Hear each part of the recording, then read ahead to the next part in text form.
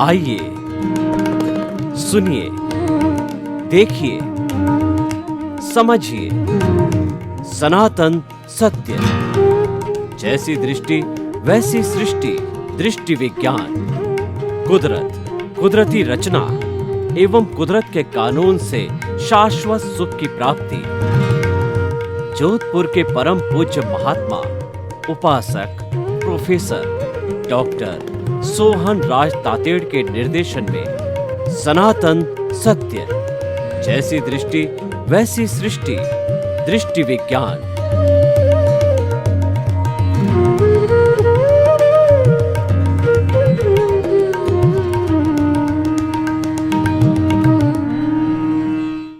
ओम ह्रीं नमो अरहन्ताणं। ओम ह्रीं नमो सिद्धाणं। ओम ह्रीं नमो आयर्याणं। ओम ह्रीं नमो वज्रायाणं। ओम ह्रीं नमो लोये सवसाहुणं। ऐसो पंच नमोकारो सर्वपावपणासनो मंगलाणं च सव्येसिं पडमं हवै मंगलं। पडमं हवै मंगलं। ओम नमो भगवते वासुदेवाय। ओम नमः शिवाय। जय सच्चिदानंद। भाइयों और बहनों, मातृशक्ति को नमन। आज हमारा बहुत सुंदर विषय आत्मविश्वास बढ़ावे, आत्मनिर्भर बने। ये दोनों सूत्र जो है एक मानव जीवन के लिए वरदान है।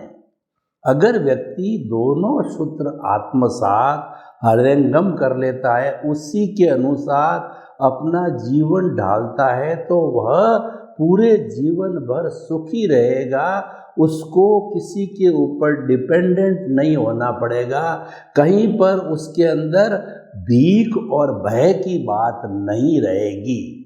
देखिए, पहला सूत्र आत्मविश्वास बढ़ावे। आत्मविश्वास, किसका विश्वास करें? सबसे ज़्यादा इस दुनिया के अंदर विश्वसनीय वस्तु क्या है? वह विश्वसनीय वस्तु हमारे भीतर विराजमान शुद्ध आत्मा भगवान आत्मा है।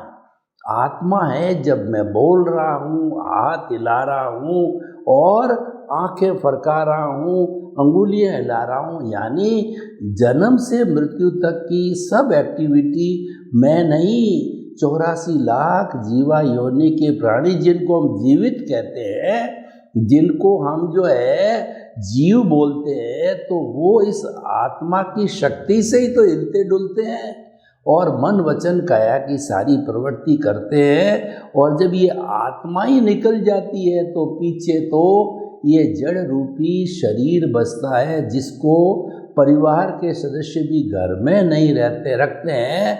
वो कहते हैं कि बदबू हो रही है, कीड़े लग रहे हैं, इसका तो खून पानी बन गया है, इसको संबंधी आ गए, जल्दी उठाओ उठाओ करके फर्नेस में डाल करके राम नाम सत्व करके स्वाहा कर देते हैं। आजकल तो इलेक्ट्रिक फर्नेस आ गई है। शमशान में पहला लकड़ियों से जलाया जाता, तो लगभग आधा पौन घंटा भर व्यक्ति बैठते थे और वो जो है उनको शमशान या वैराग्य होता था। लेकिन आजकल तो रेडीमेड सीडी आती है और वो सीडी जो है वो यूं की यूं, जिसके ऊपर 6 फुट 6.5 फुट लंबी होती है, चौड़ाई फर्नेस की चौड़ाई के बराबर होती है, उसके अंदर डाल करके फर्नेस को जो है वो लॉक किया और जो है जो उसका रिलेटिव बेटा वगैरह जो अग्नि देने वाला होता है उसको बुलाया और बटन दबाया और 5-10 मिनट में स्वाहा। यानी आपके जीवन की वैल्यू 5-10 मिनट ही रह गई है। तो हम 70 साल जीते हैं, 80 साल जीते हैं, 90 साल जीते हैं, 100 साल जीते हैं और आज तो लगभग 140 साल उम्र के भी लोग मौजूद हैं दुनिया के अंदर। तो ये किसकी ताकत से जीते हैं? ये आत्मा की ताकत से जीते हैं। इसका मतलब ये है कि पूरे जीवन भर एक आत्म तत्व ऐसा है कि जिस पर हम विश्वास कर सकते हैं। कई बार आपकी पत्नी विश्वास के योग्य होती, मैं ये नहीं कहता हूँ कि विश्वास नहीं करना चाहिए, लेकिन वह हमारे पास ही नहीं हो, जब हमारे दुख दर्द हो पास ही नहीं हो, पीर चली जाए। बेटा है, मान लिया आज्ञाकारी है, लेकिन हमारे कष्ट आवे, जब हमको मदद चाहिए तब वो पास ही नहीं रहे, तो फिर हम जो है कैसे उसके ऊपर जो है विश्वास कर सकते हैं। लेकिन आत्मा कहीं नहीं जाती, वो आपके साथ रहती है। हमारा ये सांस और आत्मा ऐसी है कि जो हर क्षण रहती है, क्योंकि श्वास का संबंध हमारे आयुष्य कर्म से है। जो जितना इस जीवन का आयुष्य है, उस आयुष्य के अंतर्गत है सारी सांसें बनती है, और जब सांस समाप्त हो जाती है, आयुष्य समाप्त हो जाता है, तब बोला जाता है दी लास्ट ब्रीथ, अंतिम सांस। उसके बाद के अंदर उस जीव की कोई ताकत नहीं कि एक अतिरिक्त सांस ले सके। डॉक्टर आएगा और देखेगा, कहेगा नाउ ही इज डेड।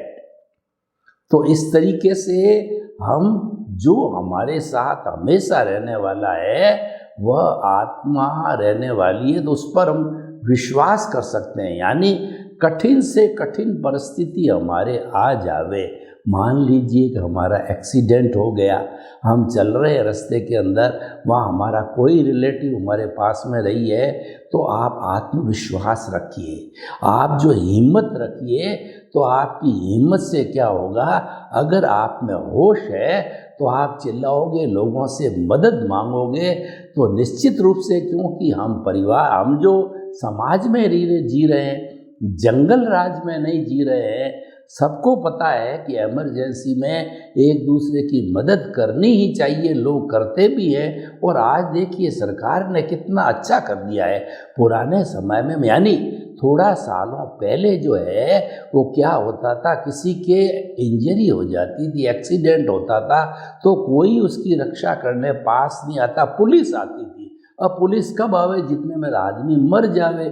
तो अब इस सारे घटनाक्रम को देख करके कोर्ट ने ये कह दिया कि मनुष्य की जान है वो सबसे बहुमूल्य है। तो कोई भी व्यक्ति जब वो कैजुअलिटी में आ जाता है, एक्सीडेंट में आ जाता है, अंतिम समय में आ जाता है, उसकी रक्षा करना, हॉस्पिटल ले जाना, कोई भी व्यक्ति ले जाता है, उसकी सेवा करता है, तो उसके ऊपर किसी तरह की पूछताछ, किसी तरह का केस वगैरह लागू नहीं होगा जो पहले हुआ करता था।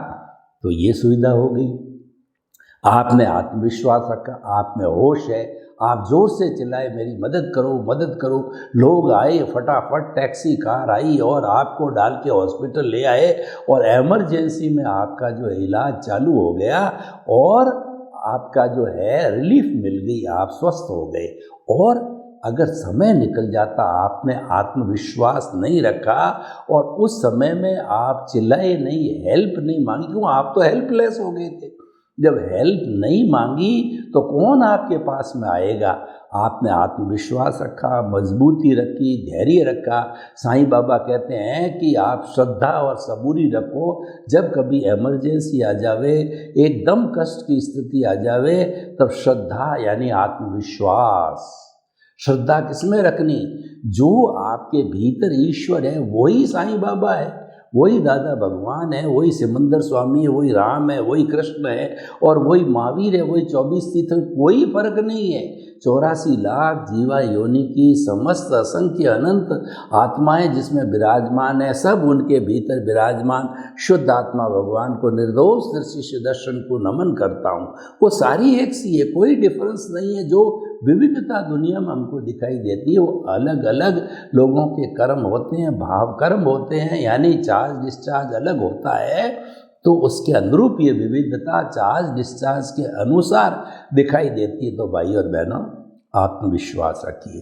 देखिए, आत्मविश्वास का मैं आपको दूसरा उदाहरण बताना चाहता हूँ कि आपके घर अचानक चोर आ गए, और चोर आकर के और आपको पिस्तौल दिखा के आपको लूटने लग गए और आपको थोड़ा सा चांस मिला, आप डरे नहीं, घबराए नहीं, आपने आत्मविश्वास रखा, धैर्य रखा, श्रद्धा और सबूरी रखी, तो क्या आपने पास में जाकर के और जो है पुलिस को फ़ोन कर दिया, पड़ोसी को फ़ोन कर दिया, क्लोजेस्ट रिलेटिव को फ़ोन कर दिया, सब लोग आ गए और चोर को पकड़ लिया। अगर उस वक्त आप घबरा जाते और आप आत्मविश्वास नहीं रखते, आप नहीं कर पाए, तो आपने इशारा कर दिया, अब जो सुरक्षित है घर के अंदर उसको इशारा कर दिया कि फ़ोन कर दे, तो लोग फटाफट आ गए और चोर को पकड़ लिया। ये आपका आत्मविश्वास काम आ गया।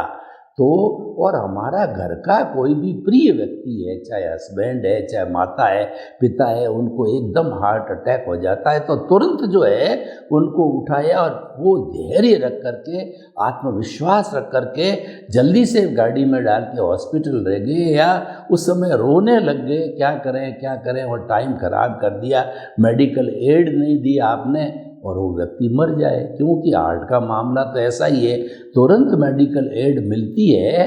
तो और दूसरा, कोई भी जो शरीर का अंग है क्षतिग्रस्त हो जाता है, अगर उसको तुरंत मेडिकल रिलीफ मिलती है तो वह अंग बच सकता है पंक्चर होने से, खराब होने से, डिस्ट्रॉय होने से। तो हम आपको ये बताना चाहते हैं, आत्मविश्वास हर कंडीशन में रखना चाहिए और उसके रिजल्ट जो है बहुत अच्छे आते हैं। घर के अंदर आग लग गई और आप रोने लगे, घबराने लगे, आप ऐसे मामले में तुरंत आप पुलिस है, पड़ोसी है, रिलेटिव है, उसकी हेल्प मांगिए, चिल्लाइए, लोगों को आवाज़ दीजिए, तो लोग आएंगे और आपकी आग को बुझाएंगे और फायर ब्रिगेड आएगी। सभी जानते हैं कि ऐसी इमरजेंसी आती है तो हमें तुरंत जाना चाहिए, हेल्प करनी चाहिए और फर्स्ट प्रायोरिटी पे करनी चाहिए, की जाती है। ये सब खेल होते हैं, आत्मविश्वास के होते हैं। अब देखिए, ये तो मैंने इमरजेंसी की बात बताई।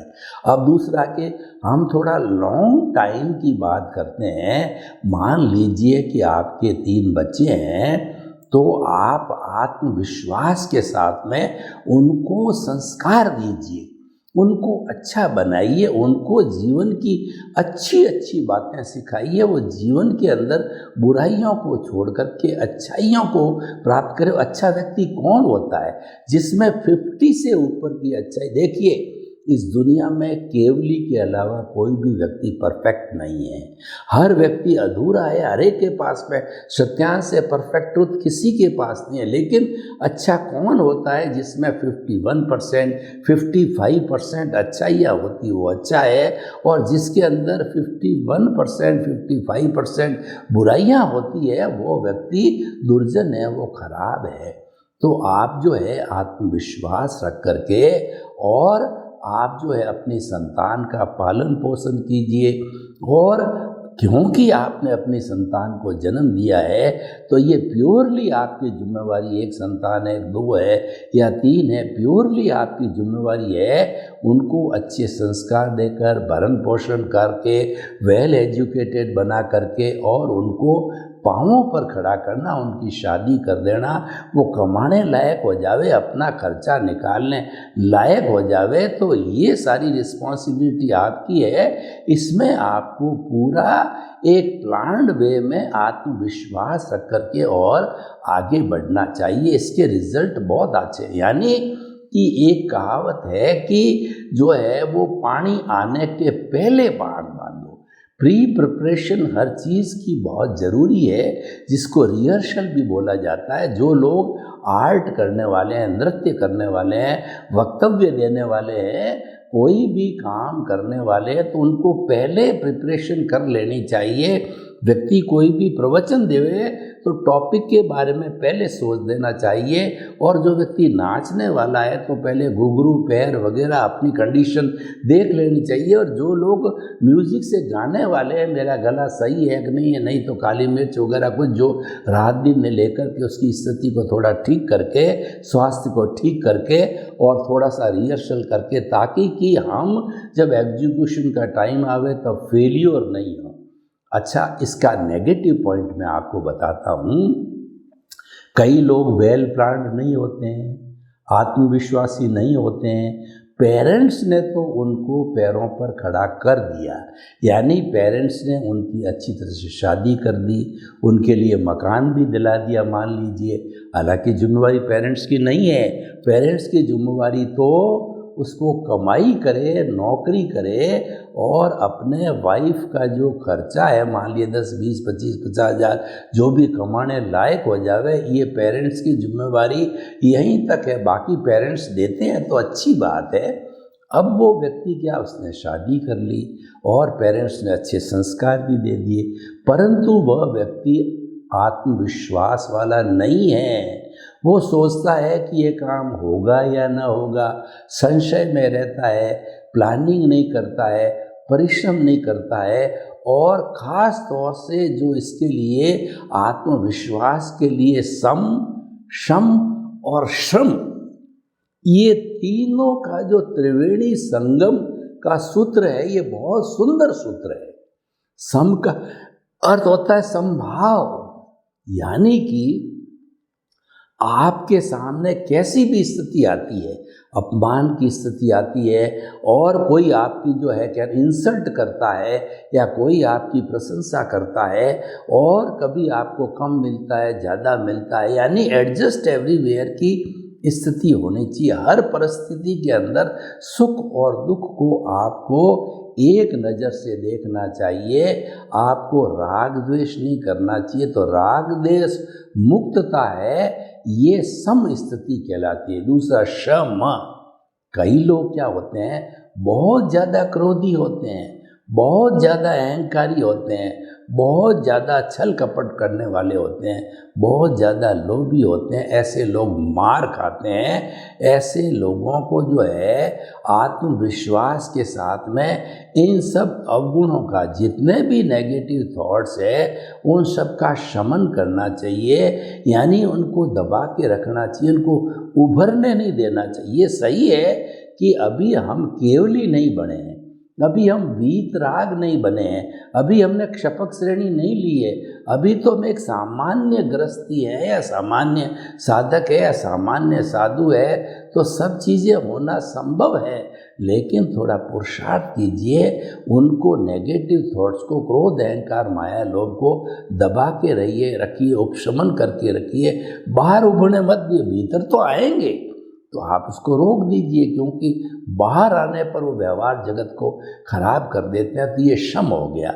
और तीसरा सम, बहुत से ऐसे लोग होते हैं कि पेरेंट्स तो पैरों पर खड़ा कर देते हैं, लेकिन वो श्रम नहीं करते हैं, सोते रहते हैं, व्यसनी होते हैं, जुआरी होते हैं, अय्यासी होते हैं, और जो कुछ भी थोड़ा पेरेंट्स देते हैं उसको उड़ा देते हैं, और उनमें आत्मविश्वास की कमी आ जाती है कि मैं कमा सकता हूँ कि नहीं कमा सकता, मैं धंधा कर सकता हूँ या नहीं कर सकता। उसके पास में डिग्री है, उसके पास में अनुभव है, वह सब कुछ करता है, लेकिन आत्मविश्वास नहीं है कि पता नहीं मैं धंधा करूँगा घाटा लग जाएगा, पता नहीं मैं नौकरी मेरी कहीं लग जाएगी तो मैं वहाँ मुझे काम दिया गया वो कर पाऊँगा या नहीं कर पाऊँगा। हर चीज़ के अंदर आत्मविश्वास की कमी होती है, सेल्फ कॉन्फिडेंस की कमी होती है, अपने आप पर भरोसा नहीं होता है, तो ऐसा व्यक्ति प्रोग्रेस नहीं कर पाता है।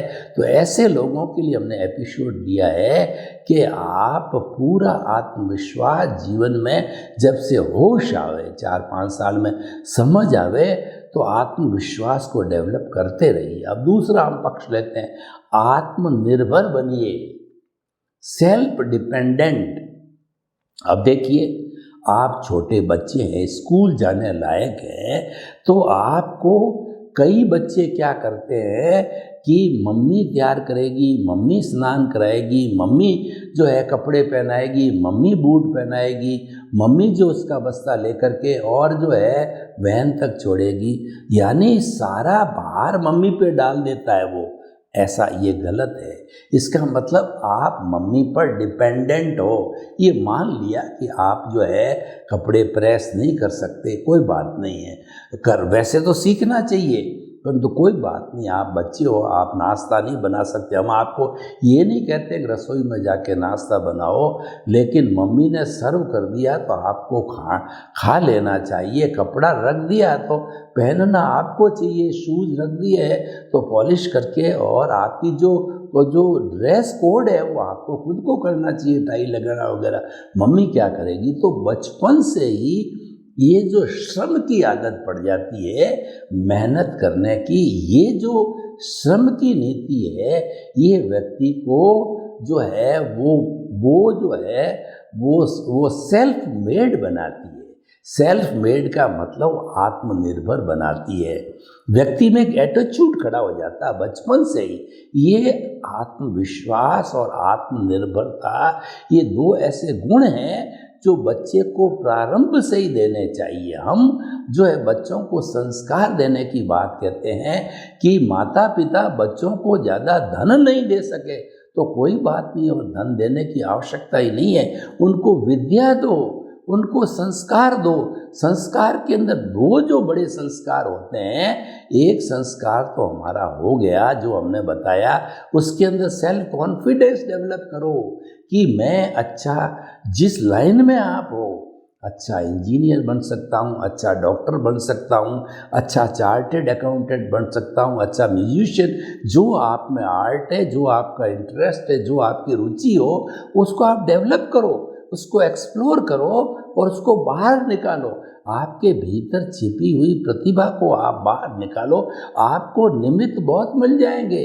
आपके पेरेंट्स मिल जाएंगे, दोस्त मिल जाएंगे, टीचर्स मिल जाएंगे, स्कूल वाले मिल जाएंगे, और दूसरा आपको संस्था वाले मिल जाएंगे, सहयोगी बहुत मिल जाएंगे। लेकिन आत्मविश्वास तो आपका होगा ना, दूसरा तो कोई आत्मविश्वास डाल नहीं सकता ना। सहयोग दे सकते हैं।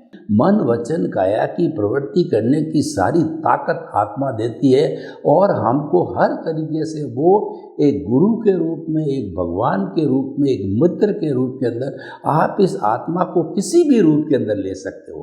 परमात्मा स्वरूप में ले सकते हो, ईश्वर स्वरूप में ले सकते हो, माता पिता स्वरूप में ले सकते हो, दोस्त के स्वरूप में ले सकते हो, और किसी भी और गाइड के रूप में इसका उपयोग कर सकते। वो तो हाजिर है, वो तो आपको सहायता करने वाली है, कि वो तो आपके भीतर विराजमान है और उसके पीछे ही आपका अस्तित्व है। तो हम ये कहना चाहते हैं कि आप आत्मविश्वास और आत्मनिर्भर बनोगे तो आपको जीवन में कभी भी कष्ट नहीं आएगा।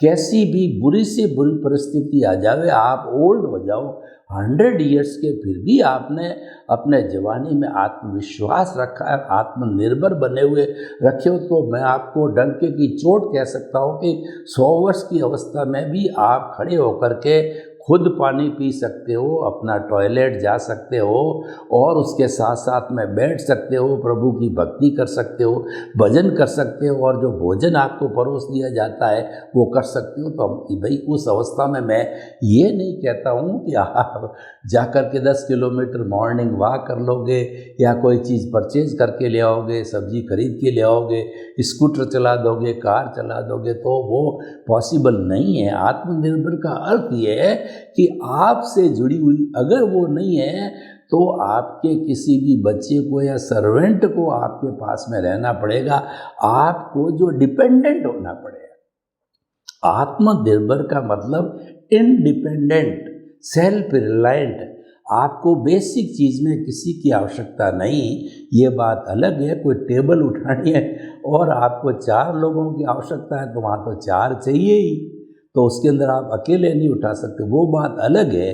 लेकिन आपसे जुड़ी हुई चीज़ है वो आपको स्वयं करनी, यानी श्रम की। अगर संक्षेप में बात करूं कि जो व्यक्ति श्रम की नीति पे चलता है, जो व्यक्ति श्रम को इम्पोर्टेंस देता है, वो व्यक्ति हमेशा आत्मनिर्भर रहेगा। और जो श्रम और श्रम की नीति को जो है अपनाता है, प्रैक्टिस करता है प्रारंभ से, क्यों practice makes a man perfect. करत करत अभ्यास के और जड़मती होत सुजान, और रसरी आवत जान के और सल पर पड़त निशान। यानी कोई भी व्यक्ति निरा मूर्ख हो, वह भी अभ्यास करता रहता, आत्मविश्वास रखता है, श्रद्धा और सबूरी रखता है, तो वह भी विद्वान बन सकता है। कवि कालिदास बने हैं, वाल्मीकि जी बने हैं और तुलसीदास जी बने। ऐसे सैकड़ों सैकड़ों उदाहरण है कि लोग आत्मविश्वास पैदा करके, हमारे वर्तमान के प्रधानमंत्री आत्मविश्वास वाले हैं, वो चाहते हैं कि देश आत्मनिर्भर बने और बन रहा है। तो हम आपको ये कहना चाहते हैं, ये बहुत बड़े अच्छे गुण हैं और ये अच्छे गुण हैं, व्यक्ति को सुकून देता है, व्यक्ति को शांति देता है। देखिए, हमारे जीवन का मुख्य लक्ष्य क्या है? आनंद की प्राप्ति करना। और हमारा जो जिस प्रभु की हम बात कर रहे हैं वो कैसा है? वह अनंत ज्ञान वाला है, वह अनंत दर्शन वाला है, वह अनंत शक्ति वाला है और अनंत सुख का धाम है। हर व्यक्ति के जीवन का जो है उद्देश्य होता है कि वह सुख को प्राप्त करे। हमारा सनातन सत्य तो वो क्या है कि यही बताता है, हम आपके शाश्वत सुख की नींव लगाने आए हैं और शाश्वत सुख की नींव लगाने के लिए हम आपको सनातन सत्य, ultimate reality of the world, हम आपको जो है आर्ट ऑफ द विजन देते हैं। वो है कुदरत, कुदरती रचना और कुदरत का कानून है। Nobody is about the nature, we are the guest of the nature, we are the sufferer of the nature and we are the user of the nature. हम नेचर के मालिक नहीं हैं, हम तो उसके गेस्ट हैं, हम तो सफरर हैं, हम यूज़र हैं, हम कर्ता नहीं हैं। कर्ता तो हमारी व्यवस्थित शक्ति है।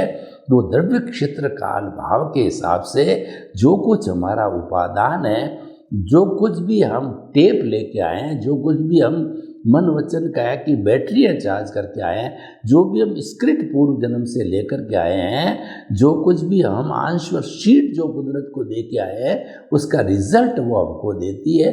कुदरत का काम ये संजोग जुटाना। हमारी तकलीफ आनी है, तकलीफ का संजोग जुटा देगी। हमारे को सुख आना है तो सुख का संजोग में। तो हम ये कहना चाहते हैं कि आत्मविश्वास और आत्मनिर्भरता दो ऐसे गुण हैं, तो हम बड़ी डंके की चोट कह सकते हैं, व्यक्ति इन गुणों को अपनावे तो जिंदगी भर सुखी रहेगा। सर्वे भवन्तु सुखिनः, सर्वे सन्तु निरामया। लोक के सब जीवों को सुख मिले, शांति मिले, आनंद मिले, प्रेम मिले, आत्मविश्वास, आत्मनिर्भर बने। आपके प्रति मंगल भावना। ओम शांति।